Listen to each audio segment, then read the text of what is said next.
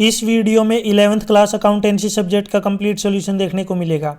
यदि आपको और भी सब्जेक्ट की वीडियो देखनी है तो मेरे YouTube channel MS education TV के ऊपर जाके देख सकते हैं। यदि आपको PDF डाउनलोड करनी है तो इस वीडियो के डिस्क्रिप्शन में आपको वेबसाइट का लिंक मिल जाएगा, वहाँ से आप इसको डाउनलोड कर सकते हैं। Exam time 3 hours, maximum mark 60। नीचे यहाँ पे सामान्य निर्देश दिए गए हैं, ऊपर हिंदी में है, नीचे यहाँ पे इंग्लिश में दिए गए हैं। इसमें फर्स्ट पॉइंट है, इस पेपर के अंदर टोटल 30 क्वेश्चंस हैं और सभी क्वेश्चन कंपलसरी हैं। सेकंड पॉइंट, 1 से लेकर 15 तक जो क्वेश्चन है ये आपके 1 मार्क के हैं। 16 to 21 जो क्वेश्चन है ये 2 मार्क्स, 22 to 27 3 मार्क्स, 28, 29 और 30 5 मार्क्स। यहाँ पे आपको ओवरऑल चॉइस देखने को नहीं मिलेगी, लेकिन आपको कुछ क्वेश्चनों में इंटरनल चॉइस दी गई है। जो 2 नंबर के क्वेश्चन है, 3 नंबर के और 5 मार्क्स के जो क्वेश्चन है, इनके अंदर आपको जो इंटरनल चॉइस दी गई है। तो इसमें देखिए सबसे पहले first question, journal is a book of, तो इसका राइट आंसर हो जाएगा ओरिजिनल एंट्री। नीचे यहाँ पे हिंदी में जर्नल पुस्तक है, क्या है, प्रारंभिक प्रविष्टि की, फर्स्ट ऑप्शन राइट है। Question 2, loss of goods by fire should be credited to dash account, तो इसको बोलते हैं परचेज अकाउंट, उसमें जो आएगा परचेज अकाउंट, हिंदी में इसको बोलेंगे यहाँ पे क्रय खाते में। Question 3, current liabilities do not include prepaid insurance, D option right है। नीचे हिंदी में इनमें से कौन सा चालू दायित्व नहीं है, पूर्वदत्त बीमा, गया ऑप्शन राइट है। Question 4, credit purchase of furniture will be recorded through which voucher, furniture का उधार क्रय किस बीजक द्वारा लेखांकित किया जाएगा, तो ये किया जाएगा हस्तांतरण प्रमाणक, यानी कि ट्रांसफर वाउचर। इसमें क्या आ जाएगा यहाँ पे ट्रांसफर वाउचर, वाउचर ऊपर लिखा हुआ है यहाँ पे। Question 5, name any 2 source document, 2 source document के नाम लिखिए, तो यहाँ पे एक है कैश मेमो और सेकंड है इनवॉइस। यहाँ पे ऊपर इंग्लिश में है, नीचे देखिए इसको जो है हिंदी में कैश मेमो को कैश मेमो बोलते हैं और यहाँ पे हिंदी में इनवॉइस को बोलते हैं बीजक। Question 6, which of the following equation is correct, निम्नलिखित में से कौन सा समीकरण सत्य है, तो इसमें आ जाएगा यहाँ पे एसेट इक्वल टू होता है किसके, कैपिटल प्लस में लेबिलिटीज, ए ऑप्शन राइट है। Question 7, the book in which all accounts are opened is called, यानी कि जिस पुस्तक में सभी खाते खोले जाते हैं उसे क्या कहा जाता है, तो उसको बोलते हैं लेजर, इंग्लिश में लेजर, हिंदी में इसको बोलते हैं खाता बही, थर्ड ऑप्शन राइट है। Question 8, when cash is withdrawal from the bank the entry in the cash book is called dash entry, तो उसको हम कौन सी एंट्री बोलते हैं, कंट्रा, CO, इसको बोलते हैं हम कंट्रा, CONTRA, कंट्रा एंट्री, तो इंग्लिश में यहाँ पे आपको लिखना है कंट्रा और हिंदी में इसको लिखते हैं, बोलते हैं प्रति प्रविष्टि, प्रति प्रविष्टि। नेक्स्ट है question 9, cash book maintain records of, तो कैश बुक के अंदर क्या रिकॉर्ड, जो क्या चीज़ मेंटेन होती है, all cash purchase and sales, रोकड़ बही में लेखा किया जाता है समस्त नगद क्रय और विक्रय का, फर्स्ट ऑप्शन राइट है। Question 10, what is the rule of recording transactions in real accounts, तो इसमें क्या आ जाएगा, debits what comes in and credit what goes out, English में यहाँ पे मैं लिख देता हूँ debit what comes in and credit what goes out. आपको इंग्लिश में लिखना, हिंदी में अगर हम बात करें, जो वस्तु या संपत्ति व्यापार में आती है उसके खाते को डेबिट किया जाता है और जो वस्तु या संपत्ति व्यापार से बाहर जाती है उसके खाते को क्रेडिट किया जाता है। नीचे यहाँ पे हिंदी में देख सकते हैं, वास्तविक खातों में लेन देन के लेखांकन का क्या नियम है। क्वेश्चन 11, यहाँ पे असर्शन रीजन बेस्ड क्वेश्चन दिए गए, इसमें असर्शन है depreciation is fall in the value of fixed tangible asset because of usage passage of time and account ETC, तो इसमें जो फर्स्ट स्टेटमेंट है ये क्या है, ट्रू। सेकंड है reason, depreciation can be charged on all fixed assets whether they are tangible और intangible, second statement भी सही है लेकिन ऊपर वाले की करेक्ट एक्सप्लेनेशन नहीं है। तो इसमें राइट आंसर हो जाएगा both assertion and reason are correct but reason is not correct explanation of assertion. नीचे हिंदी में देखिए, यहाँ पे अपने पास कथन दे रखा है, एक स्थायी संपत्ति के मूल्य में लगातार प्रयोग करने से समय और दुर्घटना होने से कमी का ह्रास होता है। ट्रू। कारण है ह्रास सभी स्थायी संपत्तियों पर लगाया जाता है, चाहे वह मूर्त संपत्तियां हो या अमूर्त संपत्तियां। सेकंड भी सही है, लेकिन ये इसकी करेक्ट एक्सप्लेनेशन नहीं है। तो इसमें आ जाएगा यहाँ पे राइट आंसर अभिकथन और कारण सही है, लेकिन कारण अभिकथन की सही स्पष्टीकरण नहीं है। Second option right. Question 12, what is gross profit? Gross profit क्या है? तो इसमें ग्रॉस प्रॉफिट यहाँ पे क्या हो जाएगा, sales minus cost of good sold. यहाँ पे आपको लिखना है क्या, ग्रॉस प्रॉफिट हो जाएगा sales minus cost of goods sold, यानी कि विक्रय मूल्य के बेचे गए माल की लागत पर अधिक्य को सकल लाभ कहते हैं। यानी कि विक्रय मूल्य के बेचे गए माल की लागत पर अधिक्य को सकल लाभ कहते हैं। नीचे यहाँ पे क्वेश्चन 13, ये भी असर्शन रीजन बेस्ड क्वेश्चन दिया गया है। इसमें असर्शन है, personal transaction of the owner of business are not recorded in the books. तो पहली स्टेटमेंट क्या है, ट्रू। रीजन है, according to the business entry concept each business enterprise is considered as the accounting unit separate from the owner. Second statement भी सही और ये इसकी करेक्ट एक्सप्लेनेशन है। तो both A and R true and R is the correct explanation of A. यहाँ पे हिंदी में देखिए, अभिकथन व्यवसाय के मालिकों के व्यक्तिगत लेन देन की पुस्तकों में दर्ज नहीं किया जाता। ट्रू। कारण व्यवसायिक इकाई अवधारणा के अनुसार प्रत्येक व्यवसायिक उद्यम को मालिकों से अलग एक लेखा इकाई के रूप में जाना जाता है। दूसरी भी सही है और इसकी करेक्ट एक्सप्लेनेशन है। तो इसमें राइट आंसर हो जाएगा यहाँ पे अभिकथन और कारण दोनों सही और कारण अभिकथन की सही स्पष्टीकरण है।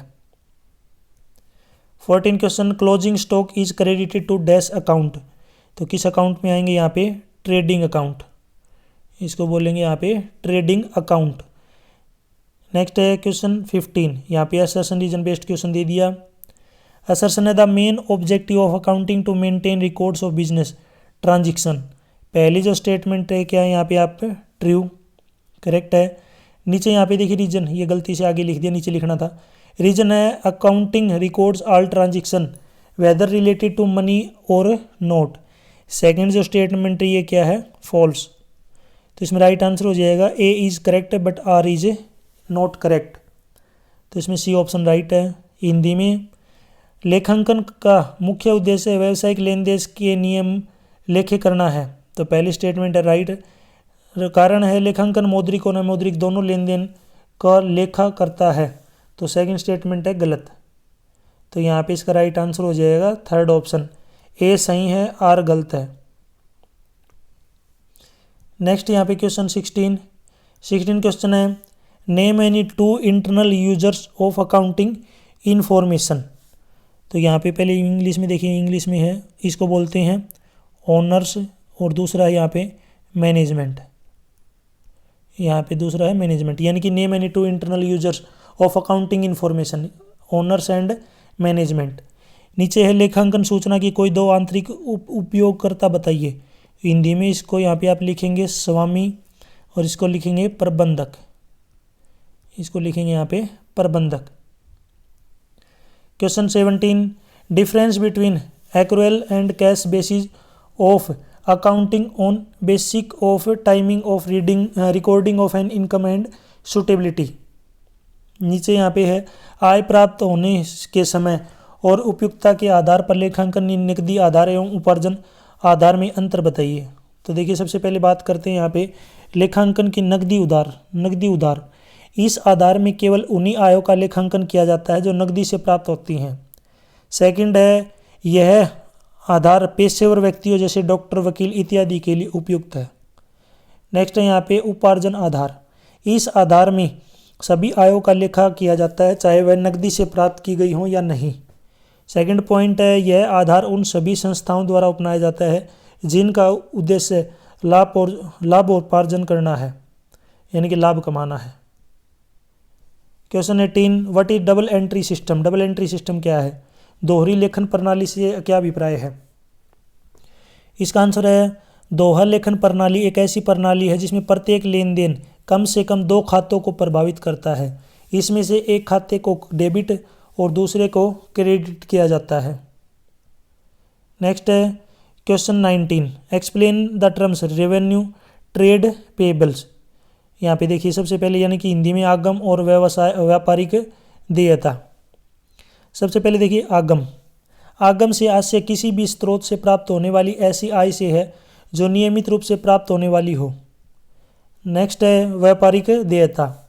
व्यापारिक देयता ये वह राशि है जो व्यवसाय की सामान्य व्यावसायिक क्रियाओं के अंतर्गत माल के क्रय अथवा सेवाएं प्राप्त करने के संबंध में देय राशि से संबंधित है। इसमें लेनदार और देय विपत्रों दोनों को सम्मिलित किया जाता है। इसी के ओर में यहाँ पे फिर से 2 पॉइंट दिए गए हैं। पॉइंट है यहाँ पे फिक्टिशियस एसेट्स और स्टॉक्स। नीचे अगर आप देखेंगे तो हिंदी में देखिए काल्पनिक संपत्तियाँ और स्टॉक। पहले बात कर लेते हैं यहाँ पे काल्पनिक संपत्तियाँ। ये वे संपत्तियाँ हैं जिन्हें रोकड़ में परिवर्तित नहीं किया जा सकता और न ही इन संपत्तियों से भविष्य में कोई लाभ प्राप्त किया जा सकता है। सेकंड है स्टॉक। स्टॉक का अर्थ उस माल से है जो पुनः विक्रय के लिए क्रय किया जाता है और जो हिसाबी वर्ष के अंत में बिकने में से रह जाता है। नेक्स्ट है क्वेश्चन 20 क्वेश्चन में देखिए नीचे ऊपर हिंदी में है full disclosure, constituency, materiality, conservation. नीचे हिंदी में है पहला है पूर्ण प्रकटीकरण। इनमें से किन्हीं 2 की व्याख्या करनी है। पहला देखिए पूर्ण प्रकटीकरण। इस सिद्धांत के अनुसार व्यवसाय में वित्तीय मामलों से संबंधित सभी महत्वपूर्ण सूचनाएं पूर्ण रूप से प्रकट कर देनी चाहिए। जो सूचनाएं वित्तीय वितरण प्रयोग करने वाले पक्षकारों जैसे स्वामियों, वर्तमान व भावी लेनदारों आदि के लिए महत्वपूर्ण है उनका पर्याप्त प्रकटीकरण होना चाहिए। सेकंड है एक रूपता। इसमें इसके बाद है यहाँ पे सारता देखिए यह परिपाटी पूर्ण प्रकटीकरण की परिपाटी का अपवाद है। इस परिपाटी के अनुसार ऐसी मदें जो बिल्कुल महत्वहीन है और वित्तीय विवरणों के प्रयोग करने के लिए असंगत है उन्हें प्रकट करने की आवश्यकता नहीं है। नेक्स्ट है सतर्कता। इस सिद्धांत के अनुसार भविष्य में होने वाली समस्त संभावित हानियों के लेखे के लिए तो पहले से ही व्यवस्था कर ली जाती है परंतु संभावित लाभों को छोड़ दिया जाता है। नेक्स्ट है question 21, what is purchase book. क्रय पुस्तक किसे कहते हैं। आंसर पहले देखिए इंग्लिश में purchase book is a subsidiary book in which all credit purchase of goods are recorded. यानी कि क्रय बही में केवल क्रय किए गए माल का लेखा किया जाता है। माल का अर्थ उन वस्तुओं से है जिनका फर्म व्यवसाय कर रही है। नेक्स्ट यहाँ पे question 22, calculate gross profit when total purchase during the year are 80,000। यहाँ पे आपको टोटल वो बताना है। तो इसमें देखिए यहाँ पे कॉस्ट ऑफ गुड सोल्ड, इसमें क्या आ जाएगा यहाँ पे 80,000 में से आपको क्या करना है यहाँ पे 20,000 तो माइनस करना है। यानी कि 80,000 माइनस 20,000 प्लस में 60,000। यहाँ पे क्या करना है इनको ऐड। 80,000 नहीं है ये लगभग शायद 80 लाख मिलेगा ये आपका। यहाँ पे क्या मिलेगा शायद 80 लाख, सॉरी 8 लाख, 8 लाख होगा शायद। ठीक है, ये शायद मिस्टेकली कई बार क्या हो जाती है, मिस्टेक हो जाती है। तो जब इसको करेंगे तो यहाँ पे क्या आ जाएगा 8,40,000। अब इसका यहाँ पे क्या है 2/3 ऑफ गुड सोल्ड, इसकी 2/3 बेच दिया। इसका जब 2/3 करेंगे, जब सोल्व करेंगे तो ये आएगा 5,60,000। यानी गुड्स क्या कर दिया बेच। तो 4 और जबकि इसने बेचा कितना है 2/3 सोल्ड 6,10,000 में।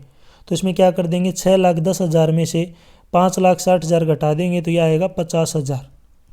यह आ जाएगा 50,000। यानी कि 50,000 यहाँ पे क्या आ जाएगा ग्रोस प्रॉफिट। यहाँ पे आएगा ग्रोस प्रॉफिट 50,000।